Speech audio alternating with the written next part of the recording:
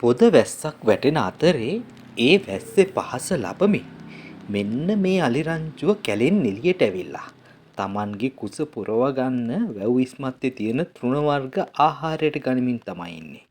ඔවුන් තියෙන තෘණ වර්ග ගලවගෙන ආහාරයට ගන්න අතරේ හෙමෙන් ටික ටික ඉස්සරහට එනවා. වැව පැත්තට යන්න තව ටික වෙලාවක් මොවුන්ට ගත වෙයි. ඔවුන් උත්සාහ කරන්නේ කුස පුරවගෙනම යන්න ජල අවශ්‍යතාවය සම්පූර්ණ කරගන්න. ඒ අතරේ පුංචි පැටව් කීප දෙනෙකුත් ඉන්නවා වගේ පේනවා. බලන්නකො සමහර කට්ටිය හොඳ අවධානයෙන් වටපිට බලාගෙන ඉන්න විදිහ. මෙහා පැත්තෙන් ඉන්න කෙනර තෘණ වර්ග ගලවගෙන ආහාරයට ගන්න බවක් පේන්නේ නැහැ. අනෙක් කට්ටියගේ ආරක්ෂාවට වගේ ඇය ඉන්නේ බලාගෙන.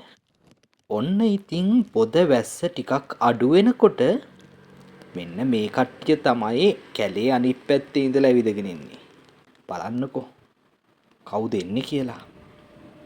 පුංචි අලිපැටව් දෙන්නෙකුත් තව කෙනෙකුත් එක්ක තමයි මෙයා ඇවිදගෙන ඉන්නේ ඉස්සරහට. බලන්න කොයිතරම් අපූර්වට හිමෙන් සැරේ නිවි සැනසille ඇවිදගෙන එනවද කියලා. මේ 2017 වසරේ ගත්ත රූප පෙළක්. පාලු කඩවල වැව් ඉස්මත්තේ. ඊට පස්සේ මේ විදියට ලස්සන රූප පෙළක් ගන්න පුළුවන් වුණේ නෑ. ඒ පැත්තෙන් දවසින් දවස එන්නම මිනිස්සු අලියැත්තු ජීවත් වෙච්ච භූමිය ආක්‍රමණය කරනවා. මේ අලියැත්තුන්ට දැන් කොයි වෙලාවෙ තමන්ගේ ජීවිතේ අහිමි වෙයිද කියලා බයකින් තමයි ජීවත් වෙන්න වෙලා තියෙන්නේ.